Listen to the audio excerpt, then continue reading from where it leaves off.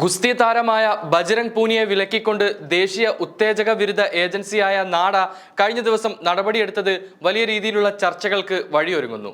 March 10 ഹരിയാനയിലെ സോനിപത്തിലെ സായ് സെന്ററിൽ നടന്ന ട്രയൽസിനു ശേഷം ഉത്തേജക പരിശോധനയ്ക്കായി മൂത്ര സാമ്പിൾ നൽകാൻ വിസമ്മതിച്ചുവെന്നാണ് ബജ്രംഗിനെതിരെ നാഡ ആരോപിക്കുന്ന കുറ്റം.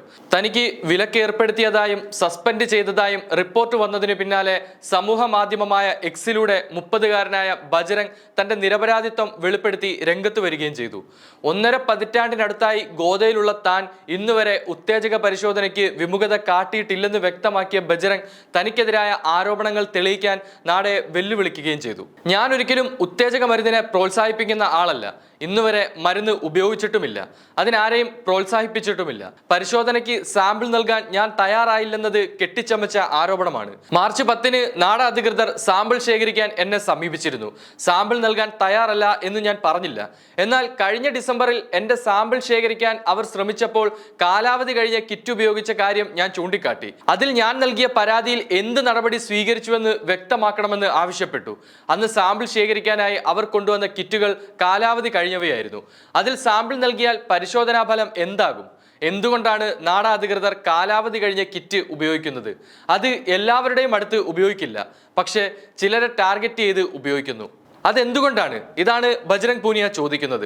നാഡയുടെ റിപ്പോർട്ടുകൾ പ്രകാരം സോനിപത്തിൽ നടന്ന ഏഷ്യൻ ഒളിമ്പിക്സ് ക്വാളിഫയർ പോരാട്ടത്തിൽ പരാജയപ്പെട്ട ബജ്രംഗ് ഉത്തേജക പരിശോധനയ്ക്ക് മൂത്ര സാമ്പിൾ നൽകാതെ സ്ഥലം വിടുകയായിരുന്നു. 3-ാം സ്ഥാനക്കാരെയും 4-ാം സ്ഥാനക്കാരെയും നിർണ്ണയിക്കാനുള്ള പ്ലേ ഓഫ് മത്സരങ്ങൾക്ക് കാത്തു നിൽക്കാതെയാണ് ബജ്രംഗ് മടങ്ങിയത്. ഈ മത്സരങ്ങൾക്കായി ബജ്രംഗ് പിന്നീട് മടങ്ങി വന്നതുമില്ല.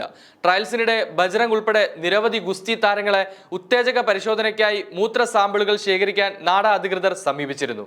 എന്നാൽ ബജ്രംഗ് മാത്രമാണ് സാമ്പിൾ നൽകാതെ കടന്നു കളഞ്ഞതെന്നാണ് നാഡ അധികൃതരുടെ ആരോപണം. ഈ സംഭവത്തിന് ശേഷം 44 ദിവസങ്ങൾ കഴിഞ്ഞ് ഏപ്രിൽ 23-നാണ് ബജ്രംഗിനെ മത്സരങ്ങളിൽ പങ്കെടുപ്പിക്കുന്നതിൽ നിന്ന് അന്വേഷണ വിധേയമായി വിലക്കിയെന്ന് കാട്ടി നാഡ കത്തു നൽകിയത്.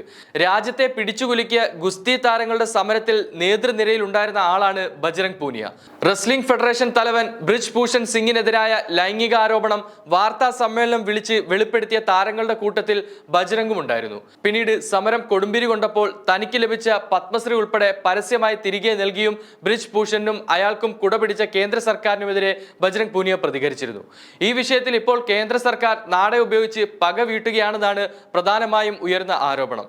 മാർച്ച് 10 പരിശോധനയ്ക്ക് വിമുഖത കാട്ടിയെന്ന് ആരോപിക്കുന്ന നാഡ 44 ദിവസം വൈകി നടപടി സ്വീകരിച്ചത് ഒളിമ്പിക്സ് യോഗ്യതാ റൗണ്ടിന് മുമ്പ് അപ്പീലിന് പോകാൻ ബജ്രംഗിന് അവസരം നൽകാതിരിക്കാനാണെന്നും ഇതിനു പിന്നിൽ കേന്ദ്ര സർക്കാരിന്റെ ഗൂഢതാൽപര്യങ്ങൾ ഉണ്ടെന്നുമാണ് പ്രധാനമായും ഉയരുന്ന ആരോപണം. ടോക്കിയോ ഒളിമ്പിക്സിൽ വെങ്കല മെഡൽ ജേതാവാണ് ബജ്രംഗ് പൂനിയ.